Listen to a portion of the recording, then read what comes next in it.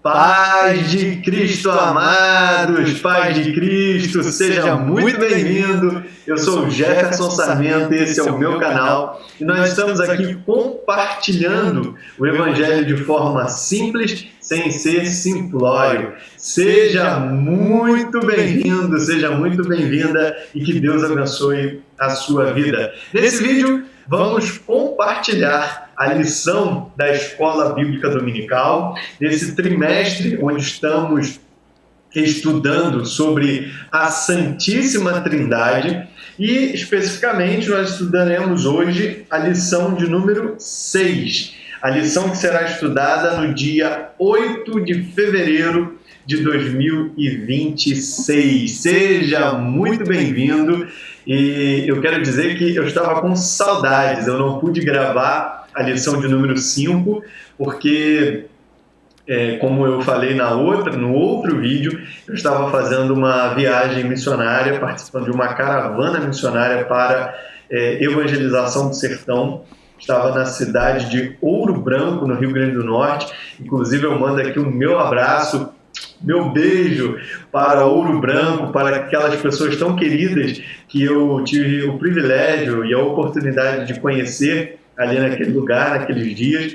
E do dia 17 de janeiro ao dia 30 de janeiro, eu estive então nessa caravana. E por causa disso, também atrasou a gravação desse vídeo, dessa lição de número 6, que já deveria ter sido publicado aqui, postado, mas infelizmente eu não consegui gravar antes. Eu sempre gravo e posto na terça-feira, mas em razão desse retorno e aí o acúmulo de atividades aqui do escritório, do meu escritório aqui em Itaboraí, onde eu resido, onde eu trabalho, em razão disso me impossibilitou de gravar essa aula antes. Mas, se Deus permitir, na próxima semana já volta tudo ao normal, e aí às terças-feiras nós temos a lição da Escola Dominical produzida pela CPAD. Bem, como eu disse, nós estamos estudando sobre a Santíssima Trindade.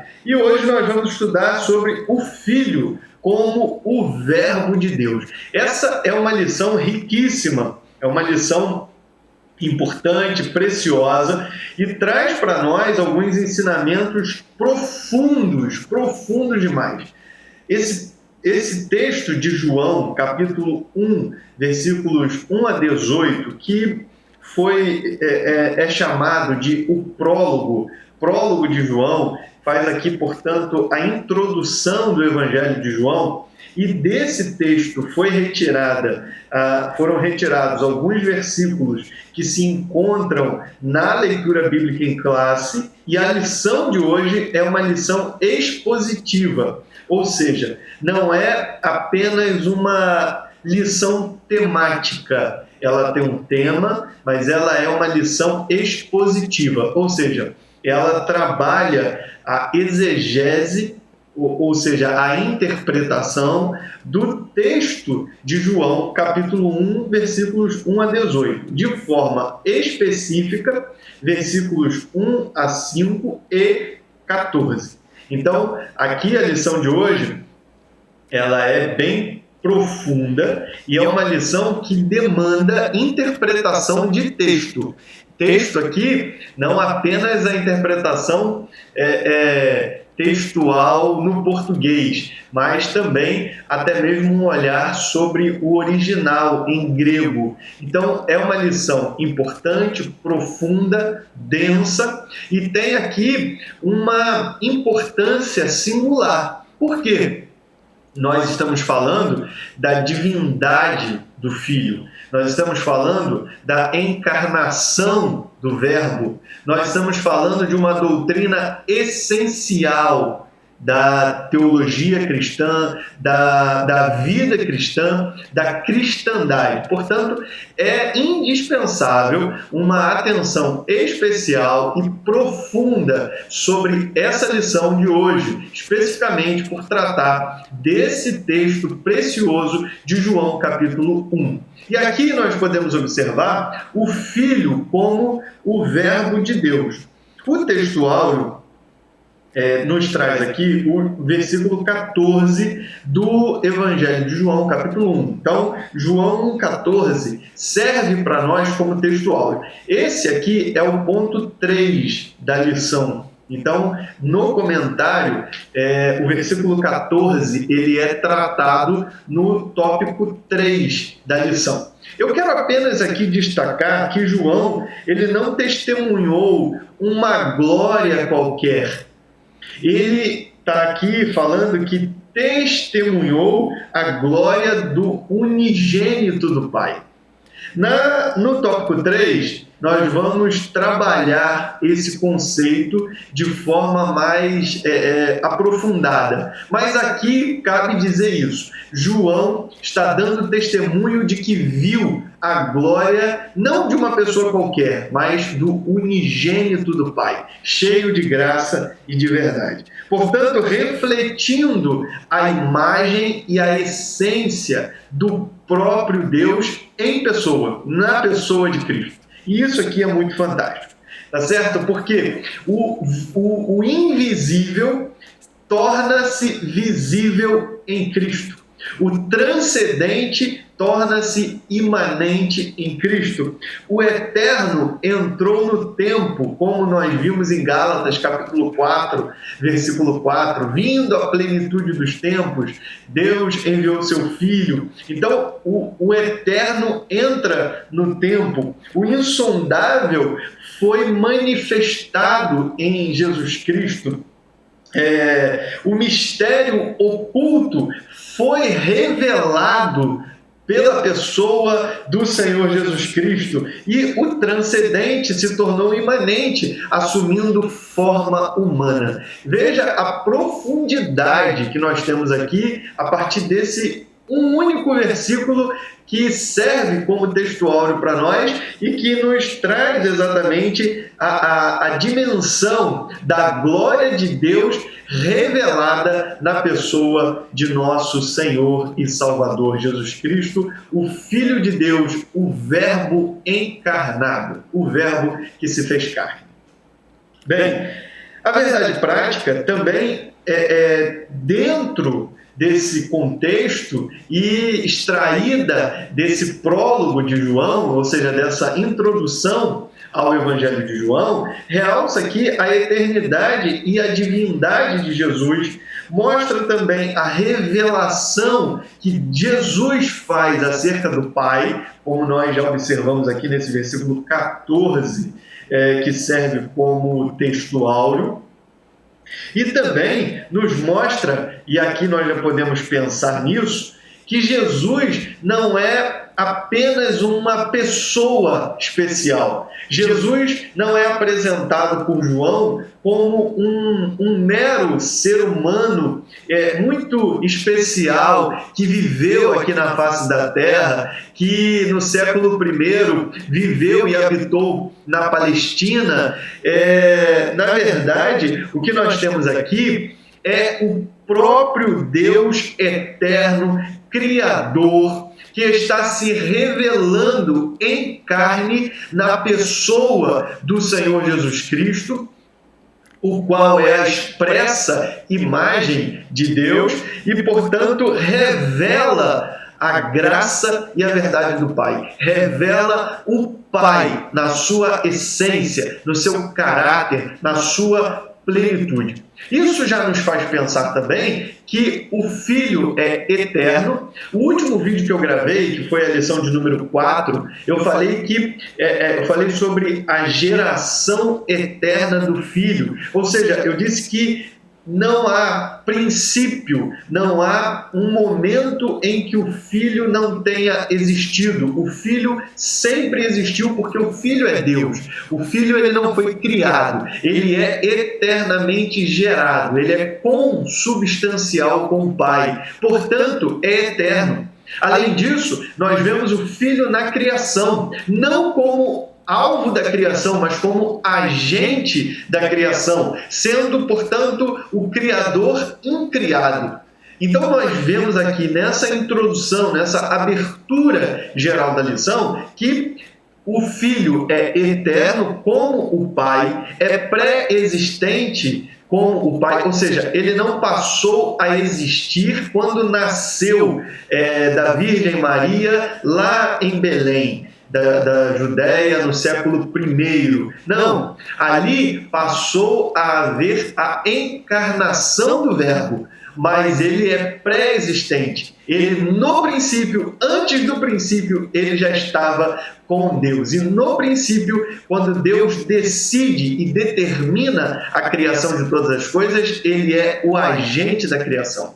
E mais do que isso, ele, quando encarna-se, ele revela o Pai para a humanidade. O Pai que era inacessível, porque habita na luz inacessível, agora torna-se conhecido por meio do Filho. Quem vê o Filho, vê o Pai. De modo que o Filho revela de forma plena o Pai, eterno, Criador, tal qual o Filho. Além disso, nós podemos ainda observar que ele não apenas revela de modo visível, mas aproxima. Jesus, quando encarna-se, ele não é apenas o agente da revelação, ele revela e aproxima, de modo que quando nós nos aproximamos de Jesus, quando nós nos achegamos a Jesus, nós podemos contemplar e conhecer o Senhor face a face. Nós podemos conhecer pessoalmente o nosso Senhor, Deus Todo-Poderoso, porque em Jesus nós vemos o próprio Deus. E aí, fechando essa introdução geral, antes de tudo que existe, o Verbo já existia. Esse é o ponto-chave que João chama a nossa atenção.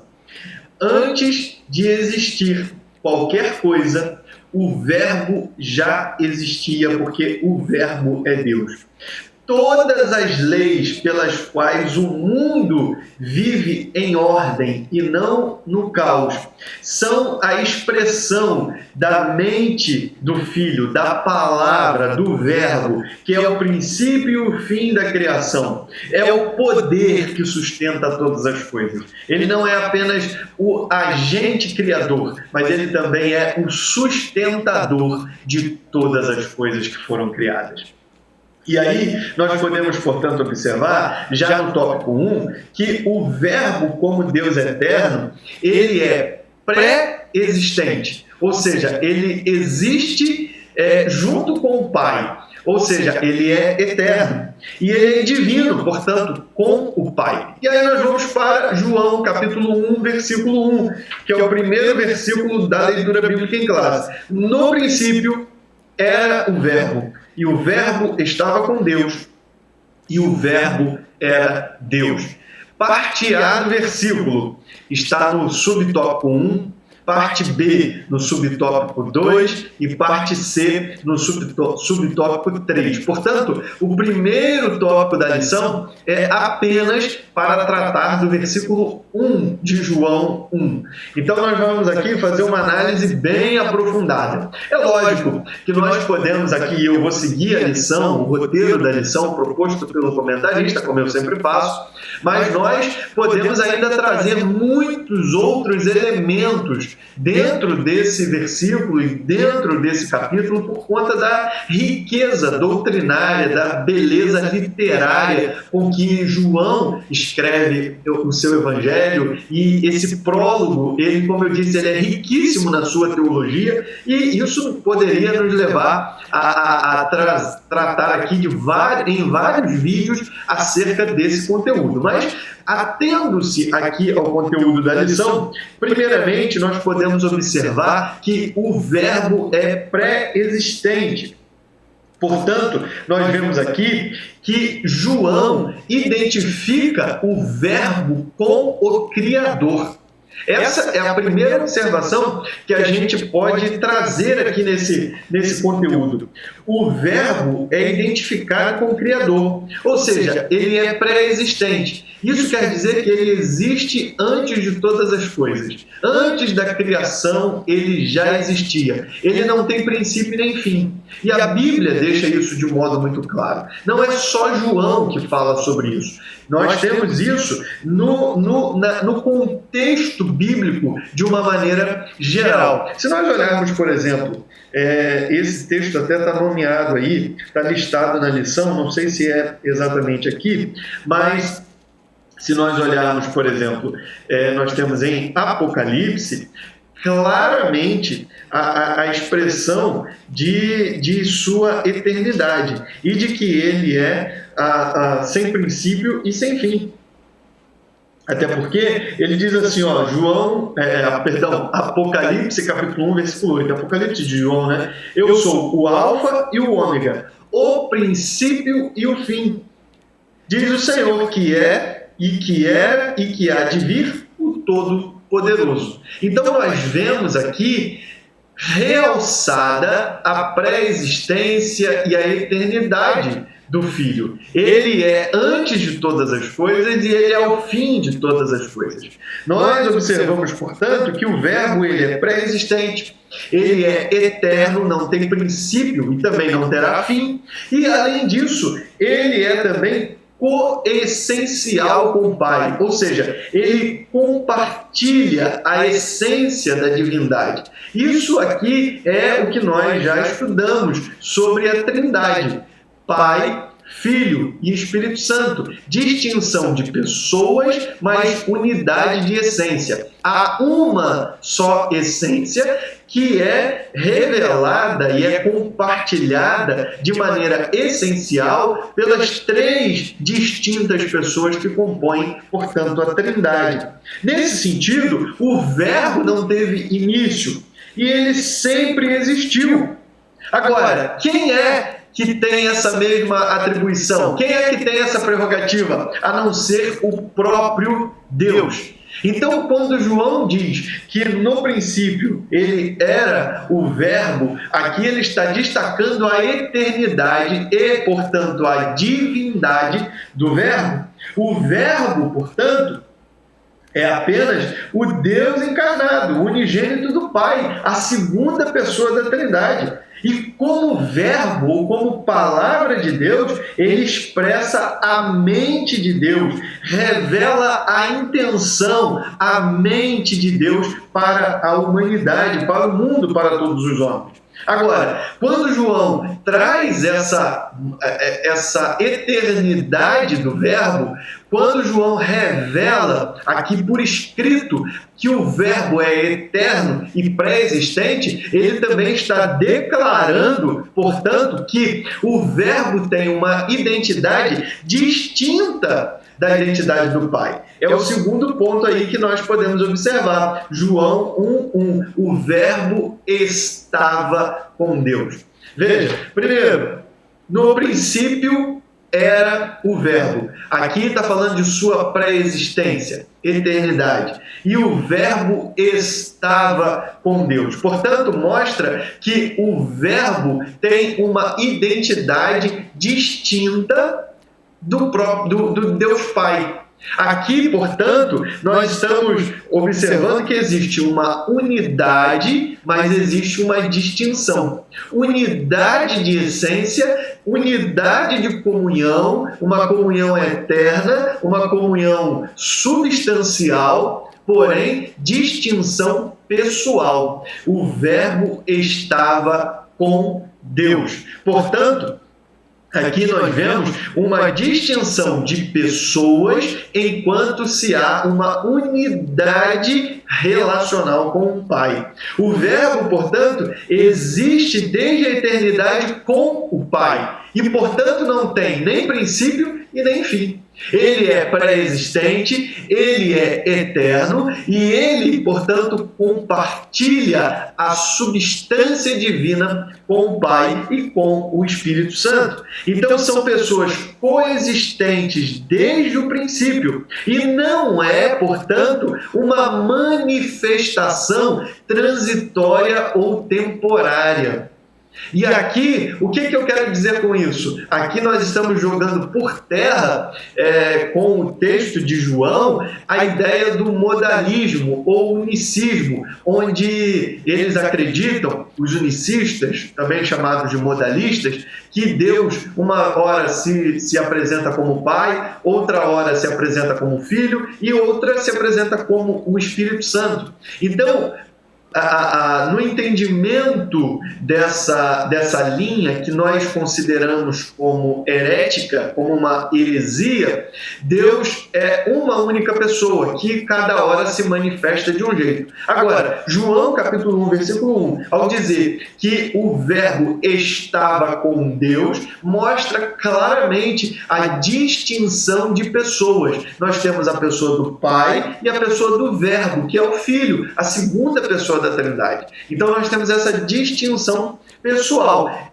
Em que pese a distinção pessoal, nós temos unidade de substância, unidade no relacionamento. E aqui, portanto, nós ainda podemos observar uma coisa. No princípio era o verbo e o verbo estava com Deus. O verbo, portanto, não é uma parte do mundo que passou a existir no tempo. O verbo não é uma parte do mundo que passou a existir em determinado momento do tempo, mas é uma parte da eternidade e estava com Deus antes do tempo existir. Então, o verbo é parte da eternidade, compartilha a eternidade com o Pai e estava com o Pai antes da existência do tempo, lá na eternidade.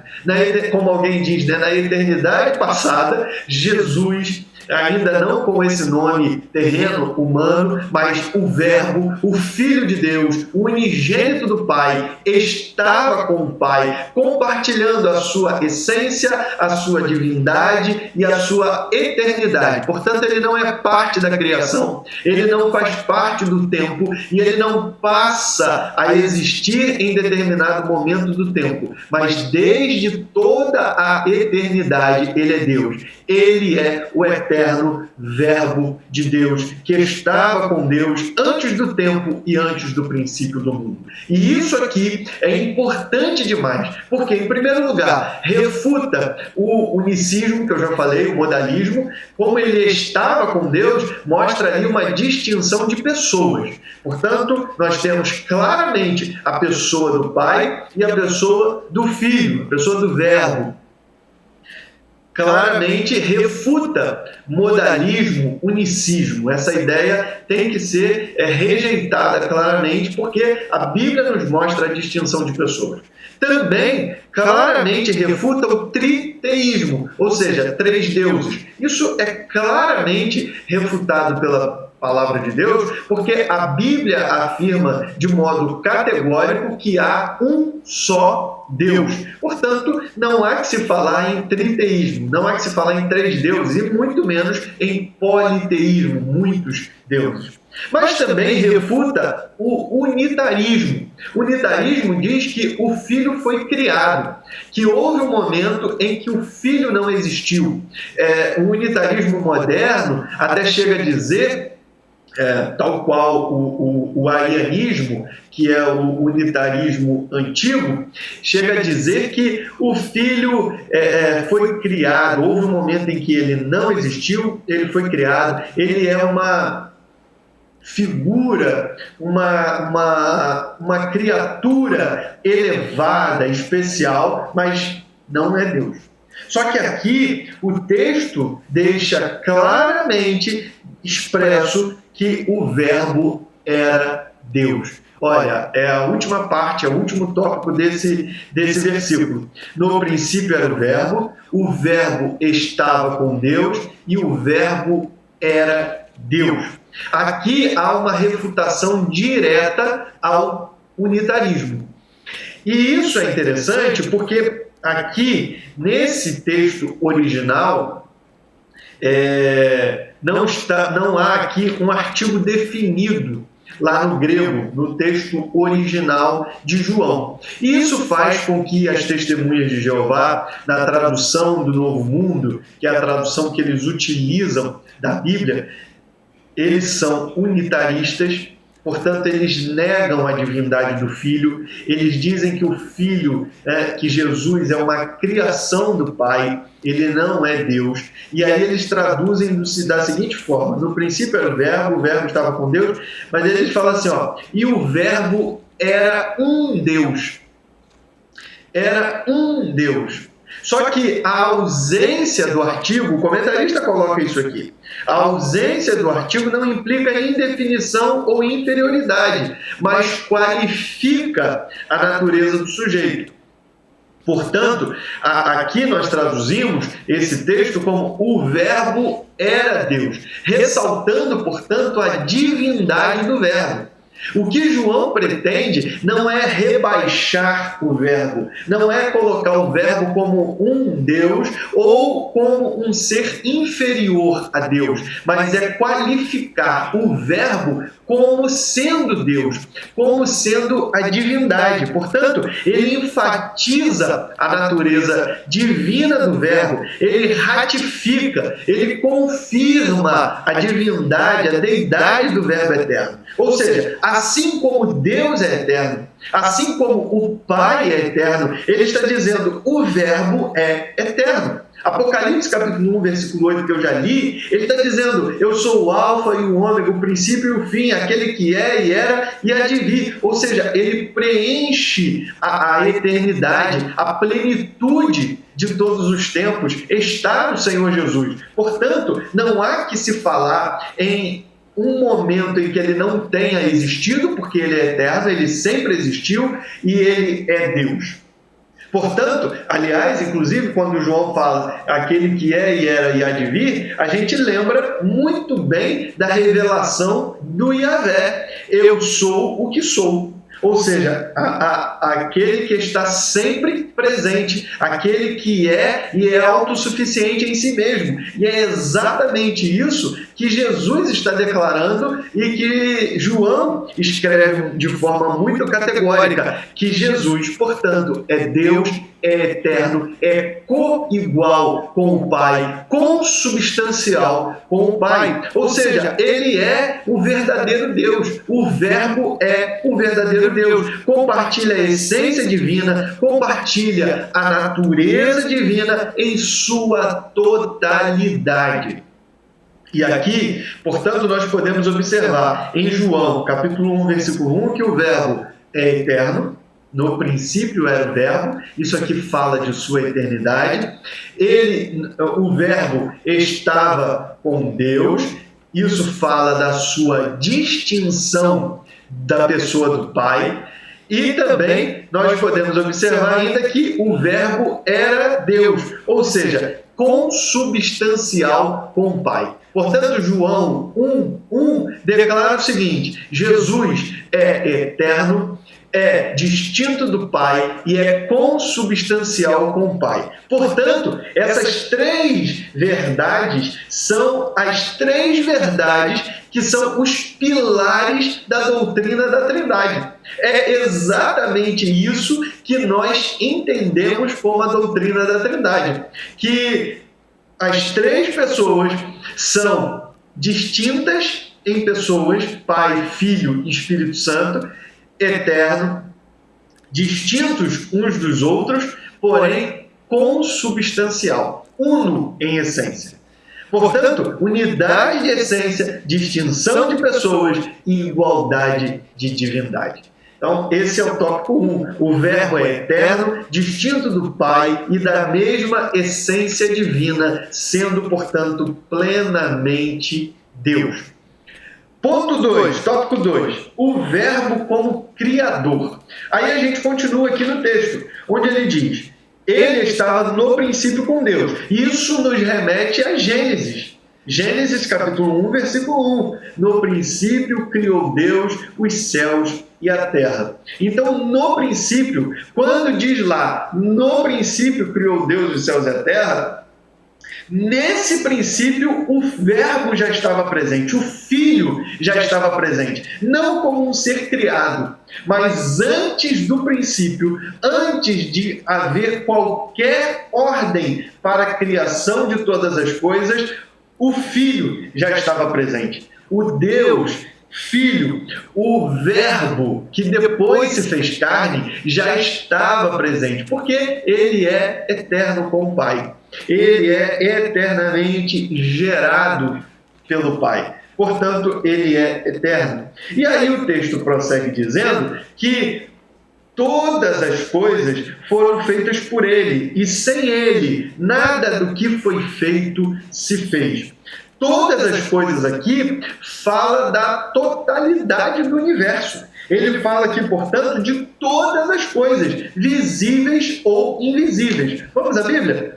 Colossenses, capítulo 1, versículo 16, diz assim: porque nele foram criadas todas as coisas que há nos céus e na terra, visíveis e invisíveis, sejam tronos, sejam dominações, sejam principados, sejam potestades, tudo foi criado por ele e para ele, e ele é antes de todas as coisas, e todas as coisas subsistem por ele. Olha a profundidade da revelação bíblica e como que há uma harmonia bíblica em todas as suas partes. É por isso que a Bíblia diz, Paulo escrevendo a Timóteo diz que toda a Escritura é inspirada, é divinamente inspirada. O que ele quer dizer com isso? É que cada parte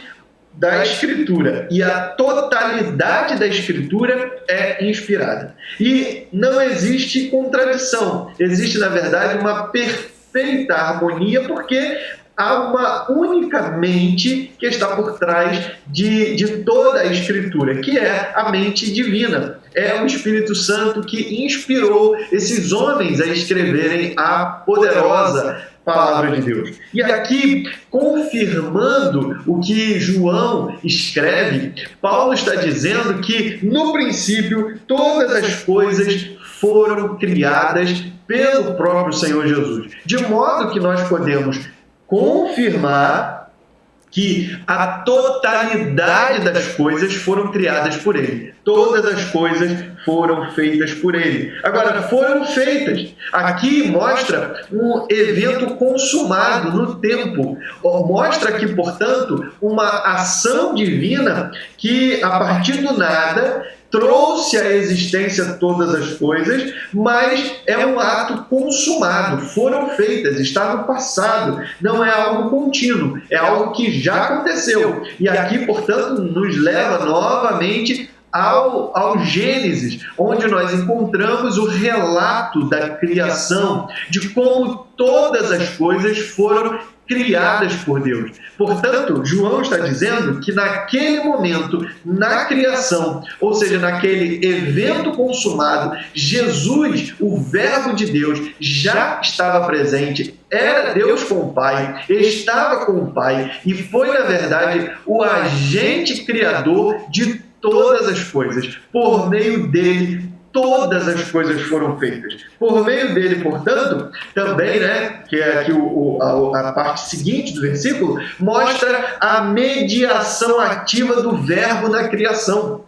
Portanto, o Verbo foi o mediador da criação. Deus Pai ordenou, enquanto que o Filho foi o agente criador, foi aquele que mediou a criação de todas as coisas. Ele é o agente em cooperação com o Pai. O escritor aos Hebreus, capítulo 1 de Hebreus, versículo 2, diz: a quem constituiu o herdeiro de tudo, por quem fez também o mundo. Ou seja, ele está dizendo que o Filho foi o agente da criação, tal qual escreveu João. Então, a Bíblia, como eu disse, está em perfeita harmonia. E aqui nós vemos a afirmação clara, portanto, de que ele é o agente da criação.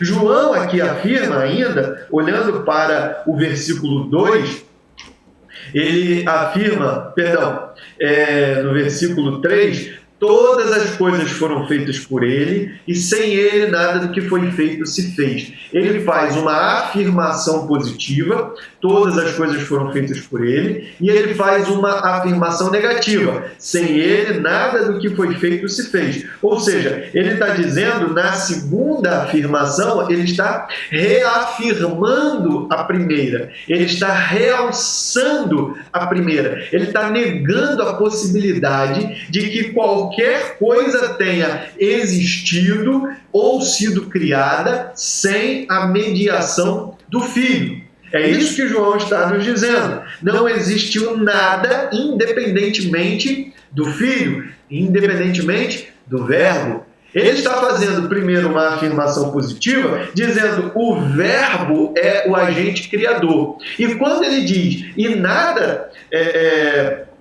e sem ele nada do que foi feito se fez, ele está fazendo uma afirmação negativa para dizer a exclusividade e a totalidade da ação criadora do Verbo. Ou seja, o Verbo foi o único agente divino na criação. Portanto, ele foi o único mediador da criação. Ele é o perfeito agente divino na criação de todas as coisas. Portanto, aqui nós voltamos ao Gênesis para observar que lá naquele momento onde Deus está criando todas as coisas, o Verbo está presente. Ainda que não esteja ali escrito, o Verbo estava junto com o Pai naquele momento, mas João traz essa perfeita revelação para nós através de seu Evangelho. Portanto, a criação é uma prerrogativa exclusiva de Deus e João atribui a Jesus a ação criadora. Olha que coisa interessante. Quando o comentarista até coloca aí a palavra hebraica bará, é um termo que não é utilizado para nenhum tipo de atividade humana, apenas para a atividade criacional de Deus. E ele está dizendo claramente que Jesus é Deus, porque por meio dele todas as coisas foram criadas. Agora João avança para dizer algo mais. Ele diz assim, nele estava a vida, e a vida era a luz dos homens, e a luz resplandece nas trevas, e as trevas não a compreenderam. Ele está dizendo o seguinte, Jesus, o Verbo, ele não é apenas o agente da criação, mas ele também é fonte de vida e fonte de luz. Olha que coisa fantástica. A primeira observação, quando a gente fala aqui sobre fonte de vida, ou seja, quando a gente extrai no versículo 4, nele estava a vida, é que vida é um termo-chave em João. É repetido aqui 36 vezes. No Evangelho de João, a palavra vida aparece 36 vezes. E aqui a ideia é interessante, de que nele estava a vida. Cristo tem vida em si mesmo. Ponto. João, capítulo 5, versículo 26, está até no comentário isso, está escrito assim, porque como o Pai tem a vida em si mesmo, assim deu também ao Filho ter a vida em si mesmo. Ou seja, o Filho tem autossuficiência de vida, é fonte de vida. Ou seja, ele não apenas tem vida, ele é a fonte da vida. Desde toda a eternidade, a vida sempre residiu no Verbo. A vida do Verbo não vem de fora. A nossa vida vem de fora. A nossa vida vem de Deus. Mas a vida do Verbo não vem de fora. A vida do Verbo está nele próprio, tal qual a vida em Deus mesmo. Então, nele está a vida, ou seja, por sua própria natureza, por sua própria consubstancialidade com o Pai, ele tem vida em si mesmo. E ele é mais do que isso, ele é a fonte de vida, ele é a vida incriada, fonte de vida eterna. A vida humana que Deus soprou na narina do homem, lá em Gênesis capítulo 2, versículo 7, e o homem passou a ser uma pessoa vivente, exatamente essa vida é que procede do Verbo. Paulo, quando está em Atenas, Lucas escreve isso em Atos, capítulo 17, versículo 25, diz o seguinte, Versículo 24. O Deus que fez o mundo e tudo que nele há, sendo o Senhor do céu e da terra, não habita em templos feitos por mãos de homens. Aqui ele está atribuindo a atividade criacional ao próprio Deus e, portanto, ao Senhor Jesus Cristo. Mas no versículo 25 ele diz assim: nem tampouco é servido por mãos de homens, como que necessitando de alguma coisa, pois ele mesmo é quem dá a todos a vida, a respiração e todas as coisas. Portanto, aqui nós estamos reafirmando que a vida humana procede do próprio Verbo, que é a vida, que é a fonte da vida. Além disso, Jesus declara a respeito de si mesmo: eu sou o caminho, a verdade e a vida. Então Jesus está dizendo: eu sou a vida. João capítulo 14, versículo 6. Mas em João capítulo 17, versículo 3, diz que a vida eterna é esta: que conheçam a ti só, por único Deus verdadeiro, e a Jesus Cristo a quem enviaste. Portanto, a vida é o Senhor Jesus. O Senhor Jesus, ele tem vida em si mesmo e nós recebemos vida eterna a partir do nosso relacionamento com Deus. Quando nós experimentamos e experienciamos um relacionamento pessoal com o nosso Senhor Jesus Cristo, nós desfrutamos de vida eterna com Deus. Portanto, ele é fonte de vida e essa vida chega a nós por meio de um relacionamento pessoal com Ele. Além disso, ele diz o seguinte: nele estava a vida e a vida era a luz dos homens. Luz aparece em João 23 vezes. Essa palavra é repetida por João no seu evangelho 23 vezes. Aqui há algo importante. Toda vez que você estiver fazendo a interpretação de um texto bíblico e uma palavra se repetir várias vezes, é porque o escritor quis chamar a sua atenção para aquilo ali. Há algo que ele quer falar. E no caso aqui, ele está dizendo: ele era a luz dos homens. A luz representa o caráter de Deus, representa a presença de Deus e representa a atuação salvífica de Deus. Lá na criação de todas as coisas, no primeiro dia, a primeira coisa que Deus diz é: haja luz. Ele coloca ordem e ele vai gerar vida através, primeiramente, de luz. Então, ele coloca aí essa primeira criação, haja luz, para colocar ordem e vida. Portanto, a luz, ela está intrinsecamente ligada ao próprio Deus.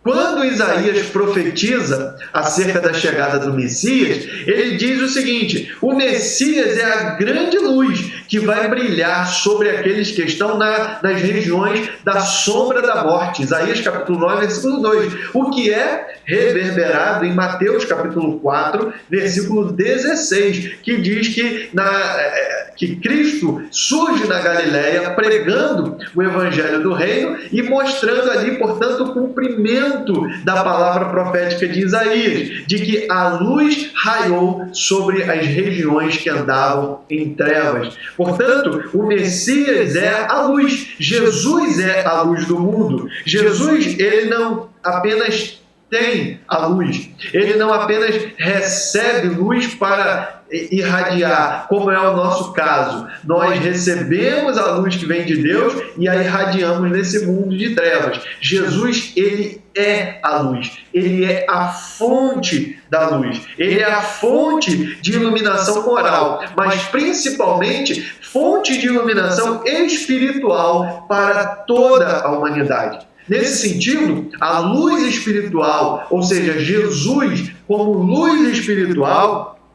dissipa as trevas do pecado e da descrença. Então, quando a luz de Jesus brilha sobre as nossas vidas, dissipa todas as trevas do pecado, da descrença, da incredulidade, e sem essa iluminação de Jesus, nós não conseguimos chegar a Deus. É interessante que essa revelação, ou melhor, essa iluminação, ela não apenas revela o pecado, mas ilumina os perdidos para que se arrependam de seus pecados. Então, quando a luz brilha, quando a luz de Jesus brilha sobre nós, não é apenas para revelar que nós estamos em trevas, não é apenas para revelar a existência do pecado em nós. Revela sim o pecado em nós, mas mais do que isso, produz em nós também uma capacidade para sair das trevas para a luz. É por isso que Pedro diz na sua carta que nós somos geração eleita, nós somos sacerdócio real. Antes nós não éramos povo, agora nós somos. E ele diz algo interessante: nós fomos chamados das trevas para a sua maravilhosa luz. Quem está em Cristo agora anda na luz. Não é isso que João diz também lá em João, na sua primeira carta, 1 João capítulo 1, versículo 7? Então nós temos, portanto, que a iluminação de Cristo nos capacita a entender o plano de salvação. A iluminação de Cristo nos capacita a entender a obra que Deus fez em nós através do Senhor Jesus Cristo. A iluminação de Cristo nos capacita a entender a verdade de Deus. É por isso que Jesus é a luz dos homens. Sem Jesus, sem essa luz de Jesus, nós não conseguimos chegar a Deus, nós não conseguimos nos relacionar com Deus, porque permanecemos em trevas. Agora, o texto diz o seguinte: a luz brilhou, resplandeceu nas trevas, e as trevas não a compreenderam. Algumas traduções dizem o seguinte: não a derrotaram. A palavra grega permite essas duas traduções: não compreenderam e não derrotaram. E as duas estão corretas, porque, por um lado, os homens em trevas não compreenderam a luz de Cristo brilhando sobre eles. Não compreenderam que Cristo veio trazer luz para nos levar a Deus. Mas também não foram capazes de derrotar, porque as trevas jamais conseguirão derrotar a luz de Cristo raiando sobre nós. As trevas do pecado não podem resistir à luz do Filho de Deus. As trevas do pecado não podem resistir à luz do Filho de Deus, que ilumina o caminho de volta para o Pai, que ilumina o caminho de volta para Deus, de modo que Jesus nos torna filhos da luz, conforme está escrito em João capítulo 12, versículo 36, e nos capacita a andar na luz, assim como Deus na luz está, conforme 1 João capítulo 1, versículo 7. Portanto, nele estava a vida e ele é a luz dos homens. E o último tópico, o verbo como revelação do Pai. E aí nós vamos então para o versículo 14 da nossa leitura bíblica em classe. E o verbo se fez carne e habitou entre nós, e vimos a sua glória, como a glória do unigênito do Pai, cheio de graça e de verdade. Esse texto é um texto-chave no Evangelho de João, é um texto-chave para o cristianismo e é de uma profundidade extraordinária. E aqui nós temos que o Filho, o Verbo, o Deus Filho, o Senhor Jesus Cristo, ele não é apenas Deus como o Pai, ele não é apenas o Criador, fonte de vida e luz, mas ele é também o revelador do Pai. E isso aqui nos remete a algumas coisas importantes. Primeiro, o Verbo se fez carne. O Verbo se fez carne. Isso aqui, João, ele coloca aqui de forma muito expressa essa verdade, sem deixar qualquer tipo de dúvida de que o Verbo, o eterno Filho de Deus, se fez homem, se tornou uma pessoa, ele se fez carne. Para não deixar dúvida, ele diz expressamente, se fez carne. Por quê? Naquela época, tinha um grupo de pessoas que dizia, que são chamados de docetismo. O docetismo dizia que as pessoas, que o Senhor Jesus parecia humano, parecia ter um corpo, mas que o corpo dele não era real. João está dizendo aqui de forma categórica, eu vou ler aqui novamente, e o verbo se fez carne. Ele está dizendo que o verbo se tornou uma pessoa humana completa, com corpo, alma e espírito. Físico, corpo físico, emocional e espiritual.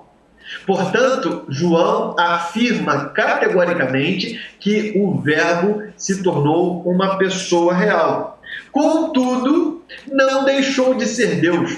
E aqui é o grande mistério que a gente chama também de a dupla natureza, a união hipostática de Cristo, as duas naturezas do Filho, divina e humana. Verdadeiro Deus, verdadeiro homem. Plenamente Deus, plenamente homem. 100% Deus, 100% homem. João, portanto, bate firme nessa questão, afirmando que o Deus que é eterno, que é o verbo eterno, que é Deus, que é coigual com o Pai, consubstancial com o Pai, não deixou, portanto, de ser Deus.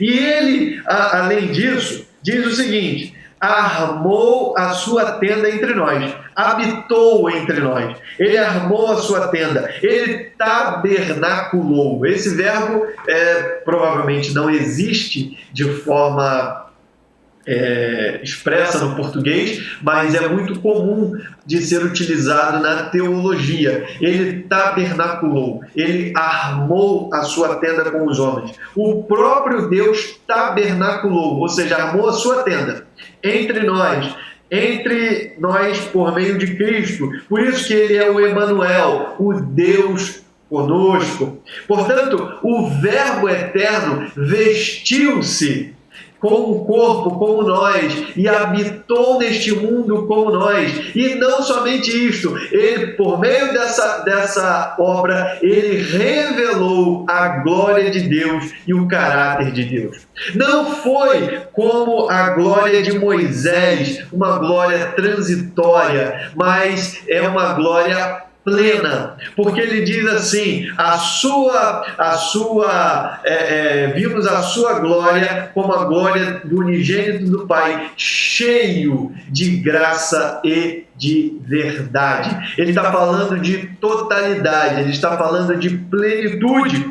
Portanto, Deus se revelou de modo pleno, completo, perfeito, absoluto e inquestionável na pessoa de nosso Senhor e Salvador Jesus Cristo.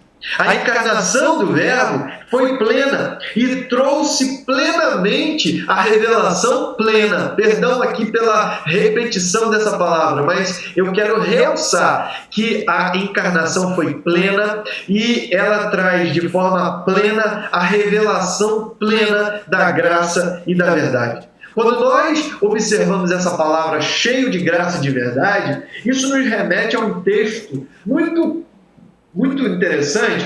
Nós pentecostais amamos esse texto, que é quando Deus passa com a sua presença, com a sua glória diante de Moisés e revela a sua glória para Moisés, quando ele diz assim, capítulo 34, versículo 6 de Êxodo: passando, pois, o Senhor perante sua face, clamou: Jeová, ou Yahvé, o Senhor, Deus misericordioso e piedoso, tardio em iras e grande em beneficência e em verdade.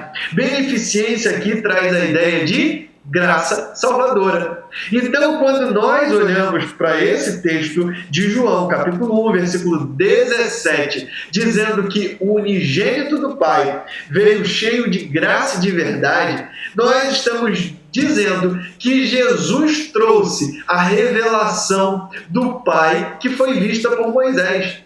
quando nós clamamos, Senhor, mostra-nos a tua glória como Moisés viu, é só a gente olhar para Jesus, porque Jesus é a revelação da glória do Pai.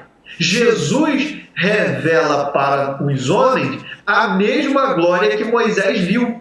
Moisés viu o Senhor que clamou diante dele, dizendo que ele é cheio de beneficência e verdade. E agora o Filho de Deus está em pessoa, em carne, armou a sua tenda entre nós, se fez homem, se fez carne, habitou entre nós. E nós vimos a sua glória, a glória de Deus, cheio de graça e de verdade. Portanto, quando nós olhamos aqui para a graça, nós vemos a benevolência redentora de Deus, a beneficência redentora de Deus e verdade, a fidelidade de Deus às suas promessas. Deus prometeu a redenção, e agora nós vemos o unigênito do Pai revelando o cumprimento fiel dessas promessas. Portanto, cheio de graça, benevolência para salvar e de verdade, fiel no cumprimento, fidelidade no cumprimento de suas promessas. Portanto, Cristo é o cumprimento pleno daquela revelação de Deus lá no Sinai, a Moisés. Agora, se por um lado, e aí nós podemos ir em João capítulo 1, versículo 18, que encerra o prólogo do Evangelho, ele diz, no versículo 17, ele diz assim, porque a lei foi dada por Moisés, a graça e a verdade vieram por Jesus Cristo. Então, a revelação da lei que Moisés trouxe revelava o pecado. Trazia, portanto, a revelação do pecado e apontava para a necessidade de salvação, para a necessidade de redenção. Mas a lei não era capaz de trazer graça. A lei não era capaz de salvar ninguém. Ela apontava o pecado e mostrava a necessidade de redenção. Agora, Cristo não. Cristo, ele encarna a graça salvadora, ele também encarna a verdade eterna e ele não apenas aponta o pecado, ele ilumina, mostrando que nós estamos em trevas, como nós falamos, que ele é a luz, portanto ele ilumina o pecador, mostrando a sua realidade e, portanto, mostrando que ele está em pecado. Porém, ele capacita o homem para vencer o pecado por meio de sua graça revelada na sua própria pessoa. Portanto, a glória do Verbo eterno é essa revelação da graça e da verdade de Deus. E nós, como alvos dessa graça e dessa verdade, somos chamados a contemplar e a adorar ao Senhor, a contemplar a glória do Verbo encarnado e a viver sob influência de sua graça e de sua verdade. E aí eu encerro falando aqui o último ponto, o revelador do Deus invisível. João, capítulo 1, versículo 18, encerrando o prólogo, ele diz: Deus nunca foi visto por alguém. O Filho unigênito que está no seio do Pai, este o fez conhecer. E aqui nós temos exatamente o que João 1,14 diz: o Verbo se fez carne, habitou entre nós, e vimos a sua glória como a glória do unigênito do Pai, cheio de graça e de verdade. Portanto, o Filho é o revelador do Deus invisível. Quando nós olhamos para as Escrituras, nós vemos que ninguém viu a Deus. A santidade e a transcendência de Deus impedem que o homem veja o Senhor. De modo que o Senhor, como diz a Escritura, habita na luz inacessível. Veja só, 1 Timóteo capítulo 6, versículo 16, 1 Timóteo 6,16 diz assim: aquele que tem ele só a imortalidade e habita na luz inacessível, a quem nenhum dos homens viu nem pode ver, ao qual seja honra e poder sempre eterno. Amém. Por que nós não podemos ver? Porque a sua santidade nos impede de que ele seja visto por nós em razão de nossos pecados. Além disso, a sua transcendência. Nós somos seres finitos, limitados.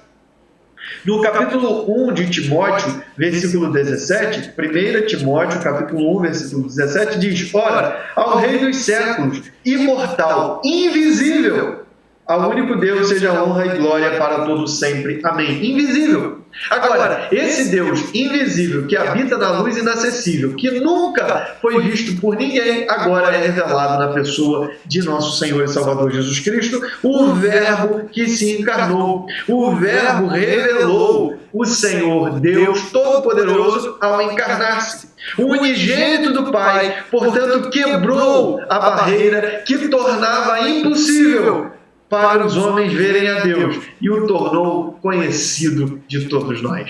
E nos comissionou: ide por todo mundo e pregai o Evangelho a toda criatura. Quem crer e for batizado será salvo, e quem não crer será condenado. Então nós estamos agora fazendo parte dessa missão de Deus.